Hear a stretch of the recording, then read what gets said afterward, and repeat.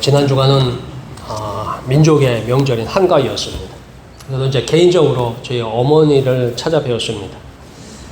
그래서 고향을 다녀왔는데 갔다 와 보니까 목포가 멀다는 것을 알았어요. 가는 길도 막히고 오는 길도 막혀가지고서 얼굴을 잠깐 보았습니다. 근데 그 보는 것만으로도 기쁨이었습니다. 이게 목포가 얼마나 뭐냐 해서 처음에는 잘 몰랐어요. 근데 이제 차를 타고서 왔다 갔다 해보니까 멀긴 멀더라고요. 그래서 여기 정착하신 분들이 사실 존경스럽습니다. 아마 여러분 자녀들도, 여러분 가족들도 아마 명절 때 먼 길을 오고 갔을 것입니다. 그리고 고향에 가서 가족들을 만나고 들었던 이야기는 세상살이 어려움이었습니다. 우리는 예수 그리스도를 믿어서 신앙생활을 합니다. 신앙생활에도 어려움이 있어요.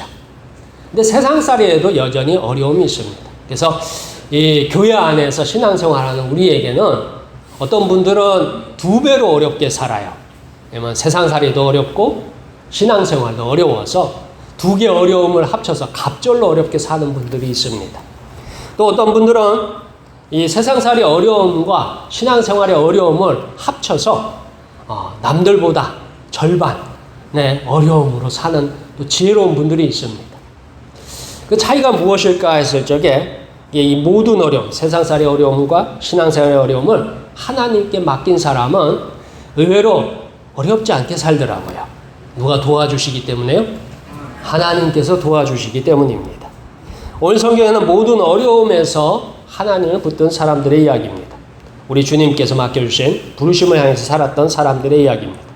오늘 말씀을 통해서 세상살이에서도 신앙생활에서도 승리하는 모두가 되기를 축원합니다. 자, 오늘 성경은 사도행전의 시작 부분입니다. 물론 이제 앞쪽에 말씀이 좀 있어요. 앞쪽에는 이제 예수님께서 승천하시는 부분이에요. 예수님께서 십자가에 죽으셨다가 사흘 만에 부활하셨어요. 그리고 40일을 제자들과 만나고 동행하시다가 드디어 어디로 가셨어요? 하늘로 가셨어요. 제가 직접 가서 보지 못해가지고 어떻게 가셨는지 잘 묘사는 못하겠어요. 근데 어쨌든 이 제자들, 오늘 나왔던 이 성경에 나온 사람들은 그 예수님이 승천하시는 모습을 보았습니다. 그러니까 바이바이 하고 안녕하고 안녕히 계세요 하고서 인사를 했겠죠. 여러분들 명절 때 가족들 만나서 헤어질 때 어떻게 해요? 인사하고 헤어지잖아요. 예수님하고 헤어졌습니다.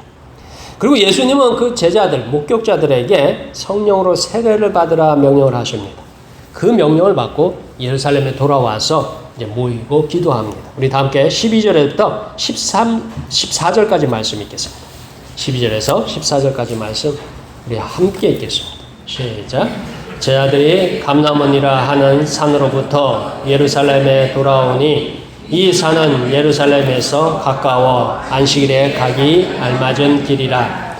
들어가 그들이 유하는 다락방으로 올라가니 베드로, 요한, 야고보, 안드레와 빌립, 도마와 바돌로메, 마테와 및 알페오의 아들 야고보, 셀롯인 시몬, 야고보의 아들 유다가 다 거기 있어 여자들과 예수의 어머니 마리아와 예수의 아우들과 더불어 마음을 같이하여 오로지 기도에 힘쓰더라. 아멘.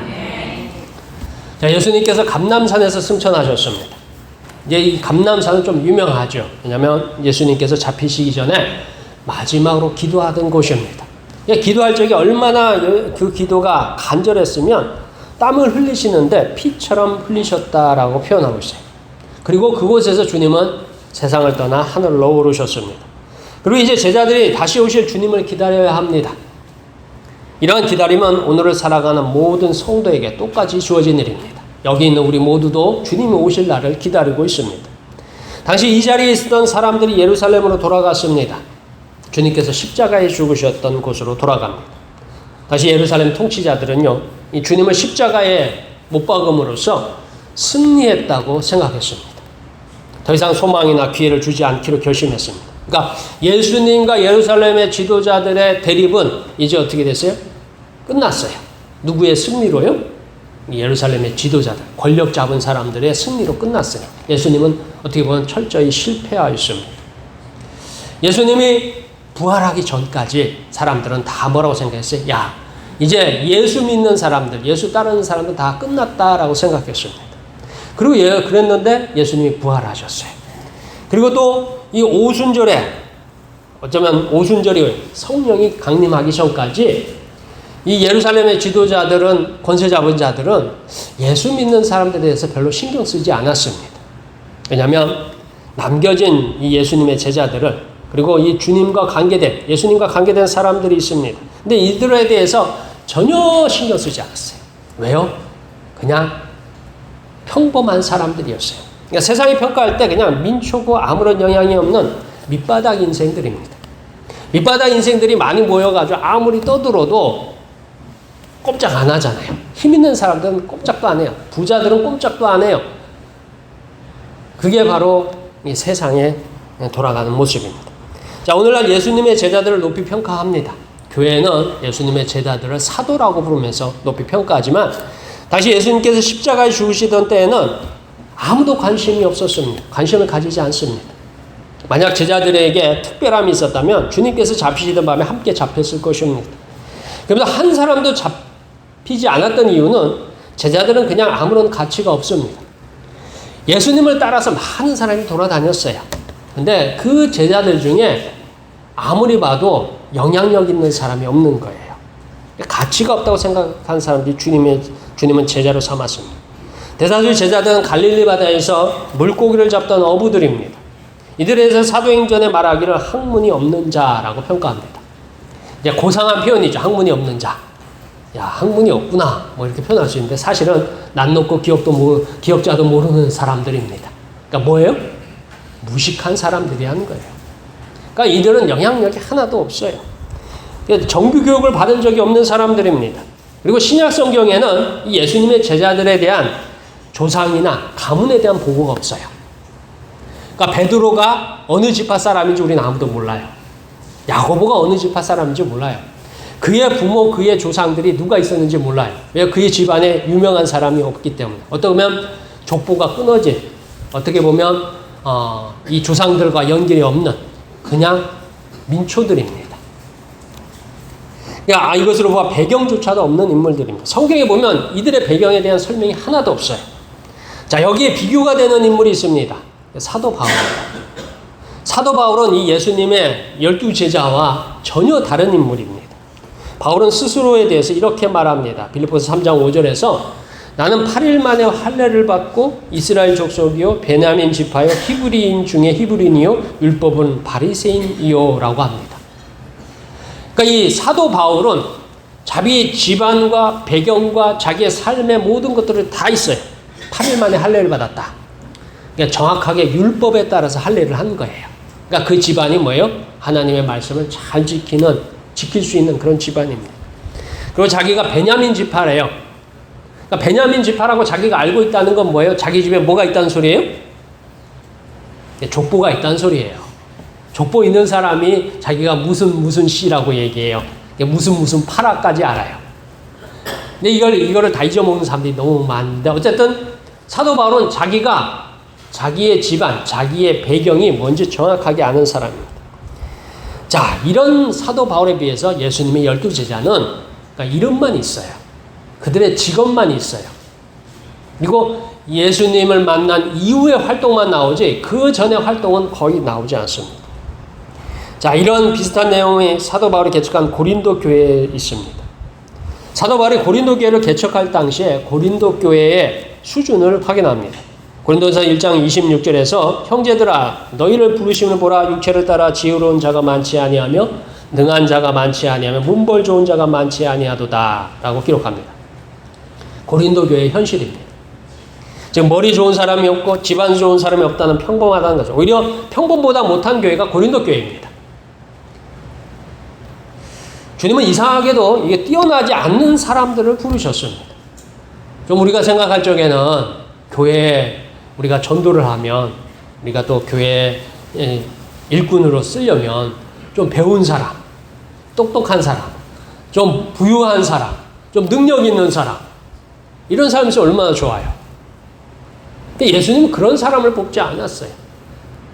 그냥 세상에 있는 그냥 평범한 사람들을 뽑으셨다라는 것입니다. 어떻게 보면 여기서 우리의 형편을 확인합니다. 우리는 정말로 아주 뛰어난 사람이 못 됩니다.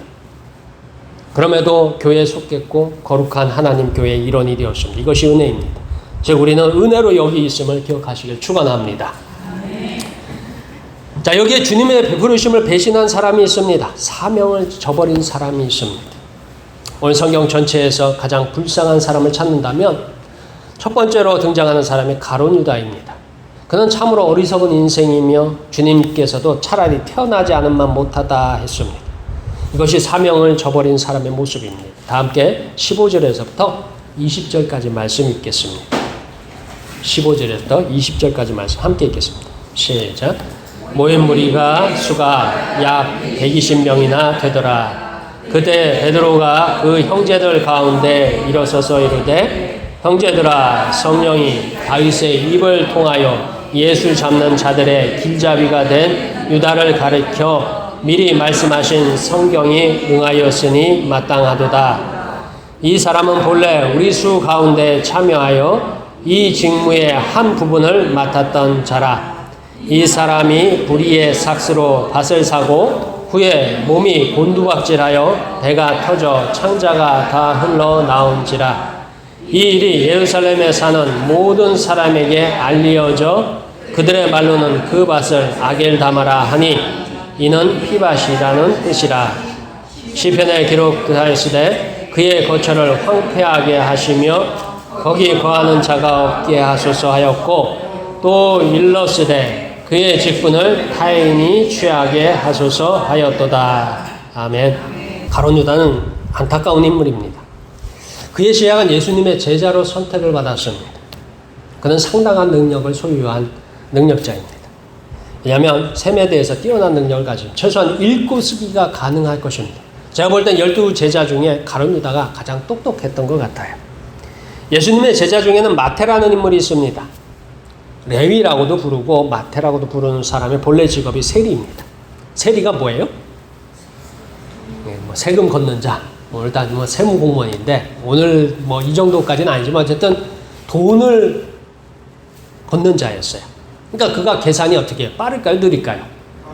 예. 돈 계산하던 사람이 마태였는데 그 마태가 전제 이 살림살이를 맡은 게 아니라 가룟 유다가 살림살이를 맡았어요.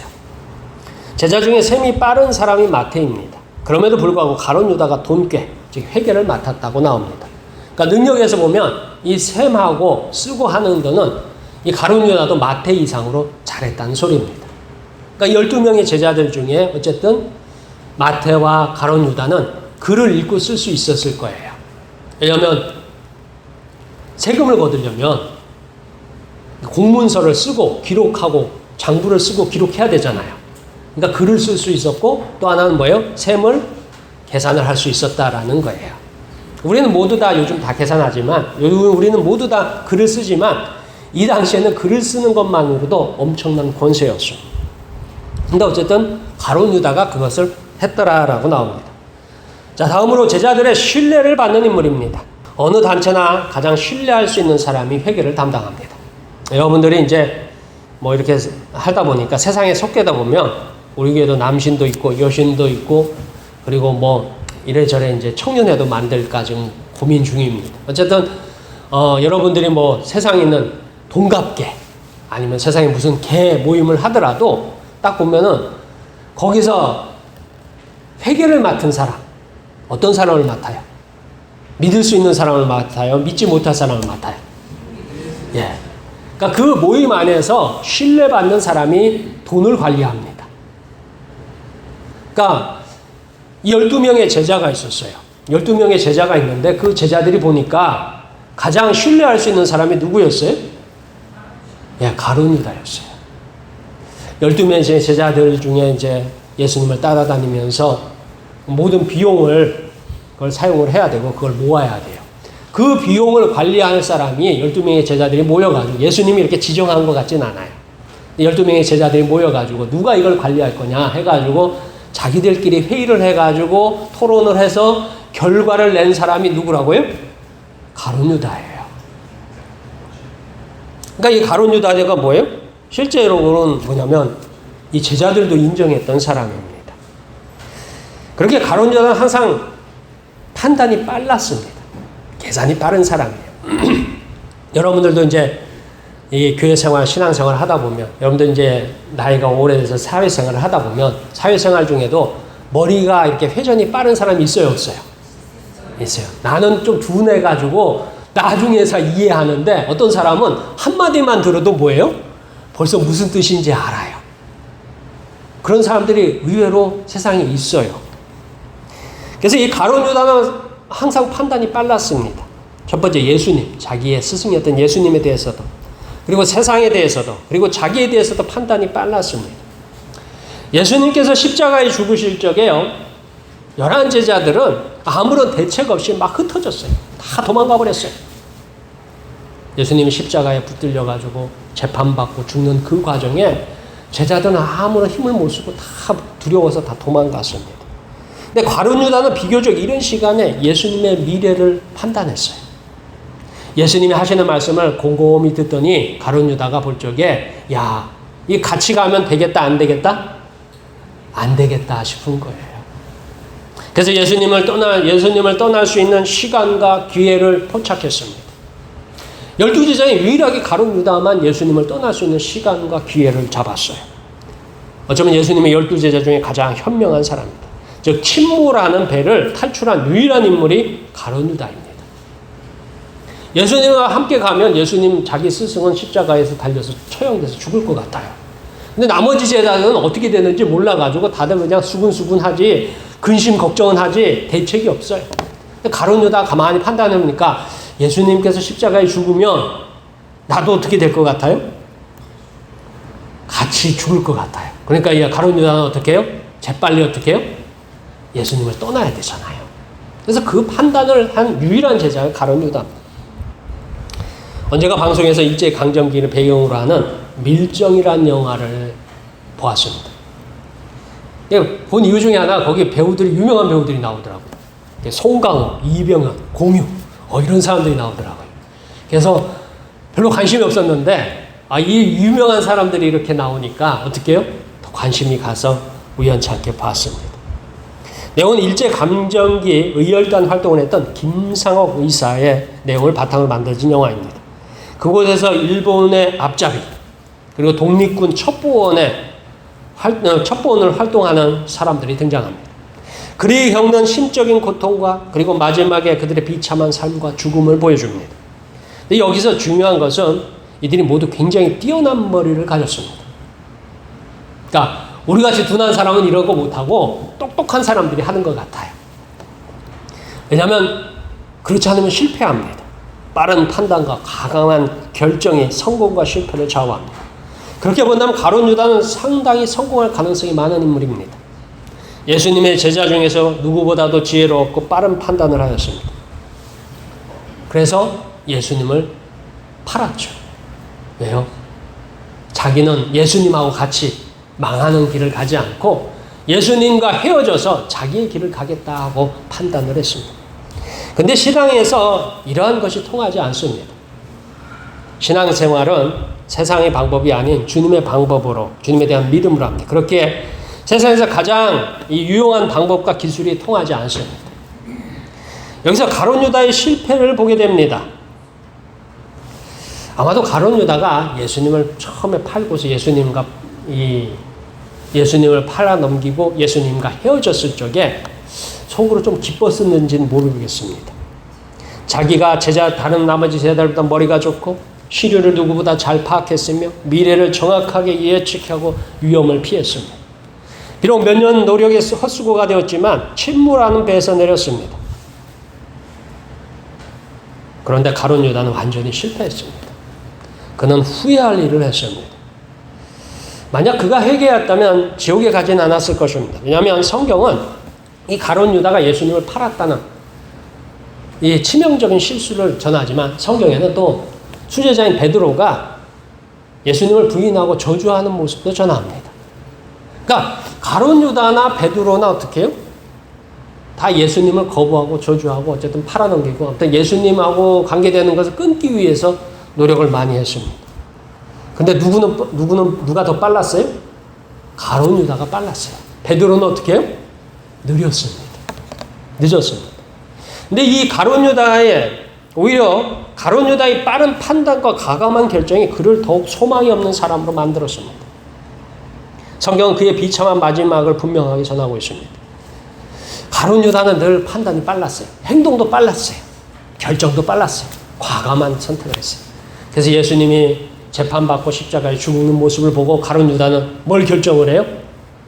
자기가 후회해요. 그리고 어떻게 해요? 성경에 보면 자살했다라고 나와요. 몸매어서 죽었더라 이렇게 나오는데 아무튼 가룟 유다는 그 판단을 했어요. 만약에 그가 조금 판단이 늦어가지고 3일만 참았다면 가룟 유다가 3일만 참았다면 가룟 유다는 부활하신 예수님을 만났을까요? 못 만났을까요? 예, 만났을 거예요. 근데 그는 너무 똑똑했어요. 너무 잘났어요. 그리고 너무 빨랐어요. 그래서 그의 인생은 구원받지 못하는, 구제받지 못하는 영원한 실패의 인생이 되었습니다. 신앙은 기다리는 것입니다. 신앙은 인내하는 것입니다. 바로 자기의 지식, 경험, 지혜를 내려놓고 인내하고 기다리는 것입니다. 세상은 하나님의 방법과 뜻을 모르기에 믿음으로 신뢰하고 의지하기 위해서 참아야 합니다. 때로는 가장 절망적인 상황에도 기다리는 것입니다. 그래서 저는 목사가 된 이후에 저는 늘 그렇게 생각을 해요. 저는 저희 머리를 믿지 않습니다. 때로는 저희 판단도 믿지 않습니다. 물론 하나님께서 지혜를 주시고 판단력을 주십니다. 그럼에도 제가 한 판단을 신뢰하지 않습니다. 이유는 간단합니다. 하나님은 항상 저보다 지혜롭고요. 저보다 현명하고 저보다 빠르기 때문입니다. 그래서 가장 미련할지 모르지만 기다리는 것이 제가 하는 유일한 것입니다. 아주 많은 사람들이 신앙생활이 어려운 이유, 실패하는 이유가 의외로 간단합니다. 여러분들의 삶 속에도 보면, 여러분들 주변에도 보면 신앙생활을 실패한 사람들이 의외로 많이 있어요. 근데 그 실패한 사람들의 공통점이 있는데 자기가 교회에서 가장 똑똑하다는 사람들이, 현명하다는 사람들이 실패합니다. 자기가 교회에서 가장 빠르다고 생각하는 사람들이 실패합니다. 자기는 한마디만 들어도 모든 것을 미루어 짐작할 수 있습니다. 그렇게 생각하는 사람은 아주 위험한 모습입니다. 자기가 교인들보다, 교회보다 계산이 빠르고 현명하게 지혜롭다고 생각하기에 실패합니다.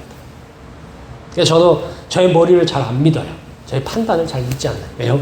제가 머리가 상당히 좋은 편이기 때문에 제 머리 믿었다가 실패할 것 같거든요.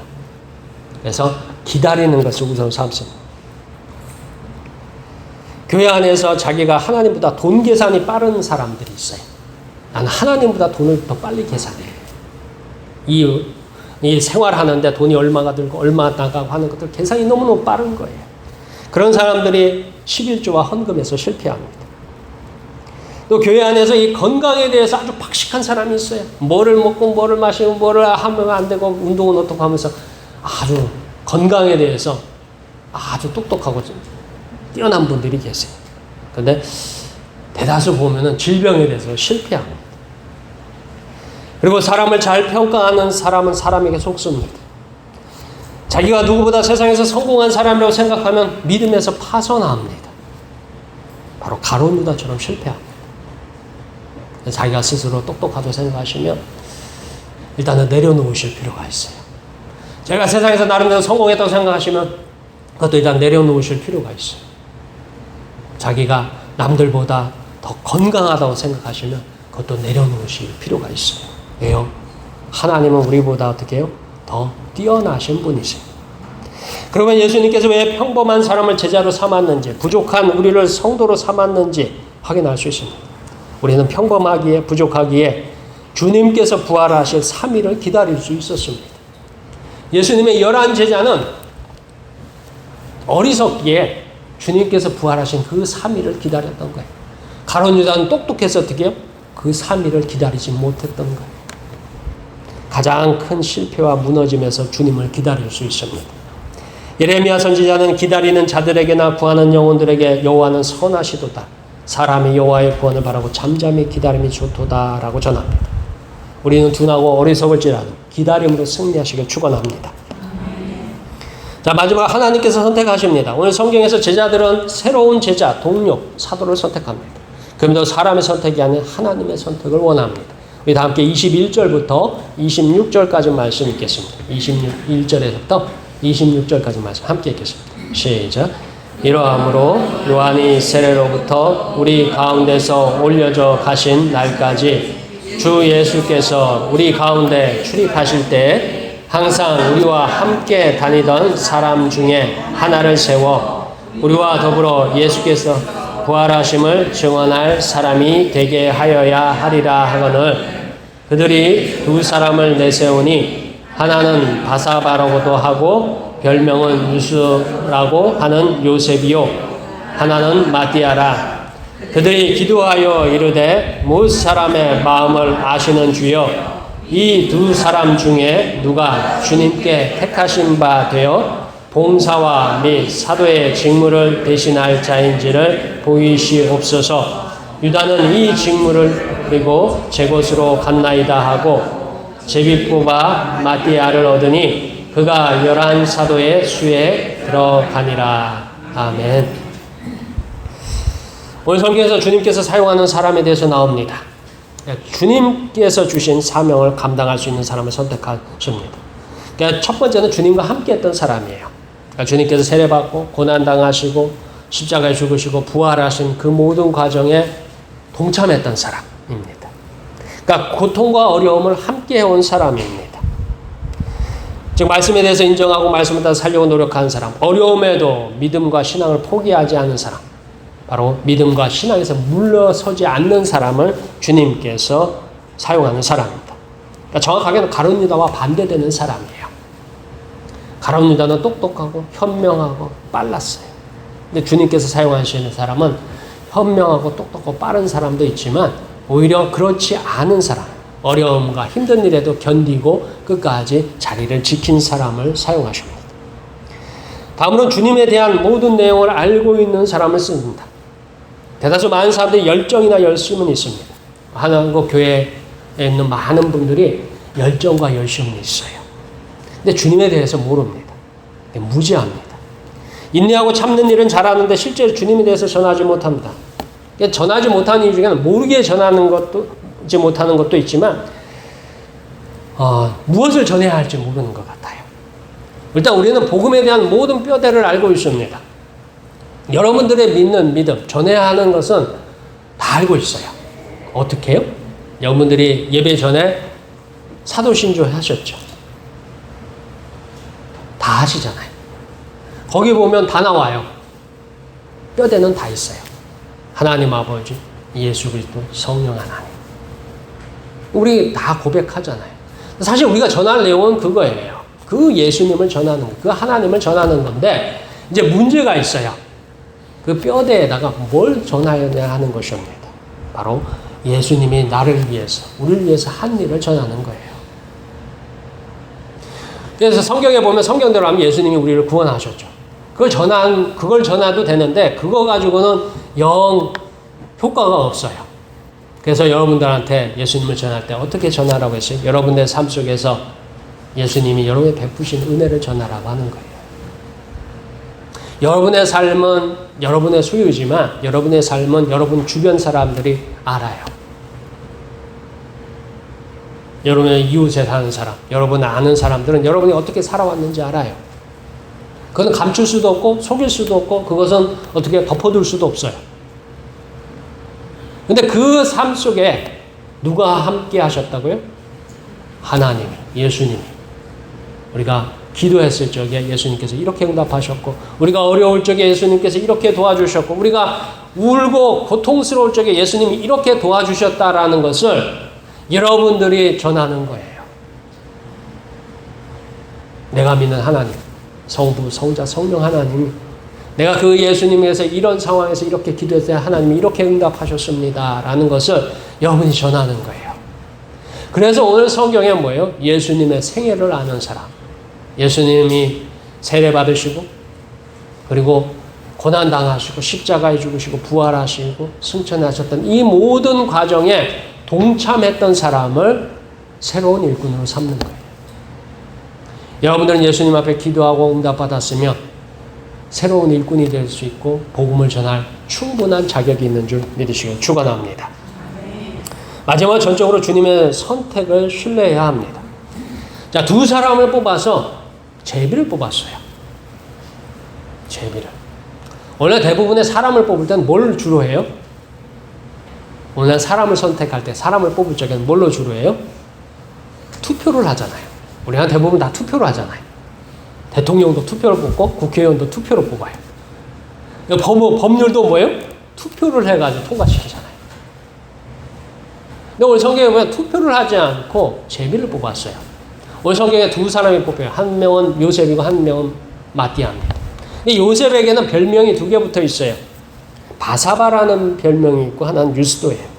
바사바는 맹세의 아들이다라는 뜻이에요. 유스도는 정직하고 의로운이라는 뜻을 갖고 있습니다.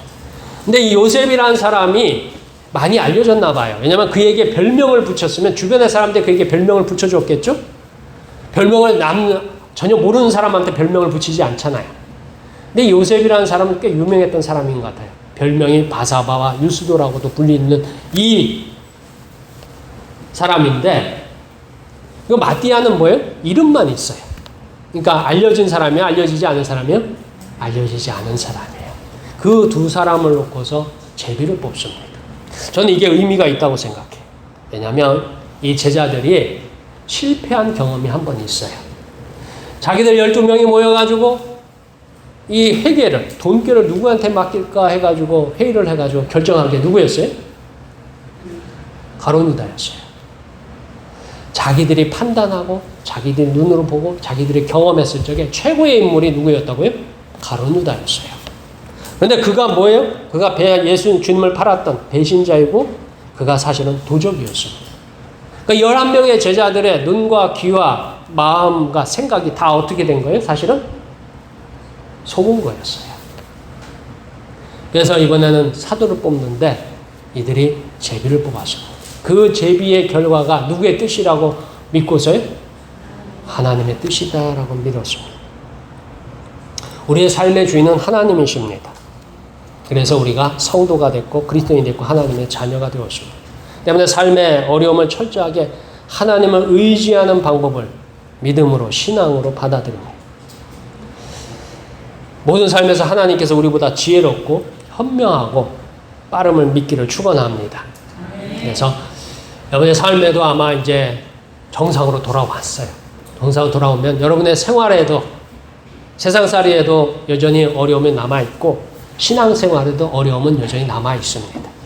그러나 이전에 두 가지 어려움을 두 배로 경험하는 것이 아니라 이 세상살이와 신앙생활의 모든 어려움을 하나님께 의지하고 하나님께 맡겨서 사는 모두가 되시길 주의 이름으로 축원합니다. 저희가 다시 돌아왔지만 믿음과 신앙 안에서 이전보다 하나님께 더 가까워지는 모두가 되길 주의 이름으로 축원합니다. 기도하겠습니다.